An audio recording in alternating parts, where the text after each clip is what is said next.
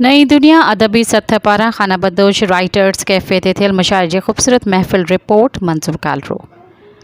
हैदराबाद के इल्मी माहौल में सिंधी अदबी संगत रूह रिहान समेत ॿियनि अदबी तंज़ीमुनि पंहिंजे लिखे अदब जे आबियारी करण वास्ते बहितरीन ख़िदमतूं सरंजाम ॾिनियूं आहिनि।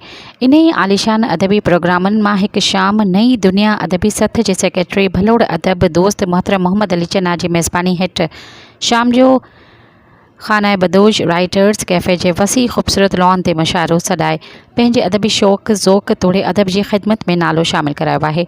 मेज़बानी जा फ़र्ज़ मोहम्मद अली चन्ना सुहिणे अंदाज़ सां अदा कया, जॾहिं त मुशाइरे जी सदारत उर्दू सिंधी ॿोलियुनि जे शाइर जनाब अहमद इमरान अवेज़ी खे इज़त ऐं मान ॾींदे कराई वई। शाम जे वणंदड़ पहर में मुमताज़ मिर्ज़ा ऑडिटोरियम जी छांव में मुशाइरे जी महफ़िल मेज़बान मोहम्मद अली चन्ना जी सदा मलूक शाइरीअ सां शुरू थी।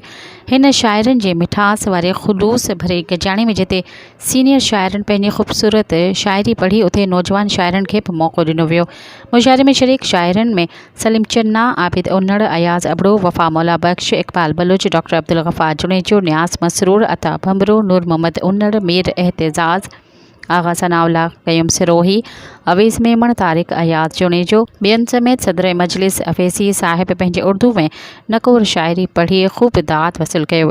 हिन मुशाइरे जी महफ़िल में लेखक मंसूर कालरो, अल्ताफ़ अहमद सिद्दीकी ऐं साफ़ी अब्दुल गफ़ूर सिरोही जिन ख़ुसूसी तौर शिरकत कई। मुशाइरे में शरीक महिमाननि जी चाह पार्टी सां ख़ातिर तवाज़ बाद ही महफ़िल पुॼाणे ते पहुती। शाइरनि पारां ख़ुसूसी वीचारनि में नई दुनिया अदबी सथ पारां मुशाइरे जो एहतमाम करण ते मोहम्मद अली चन्ना खे शाबाश ॾिनी वई।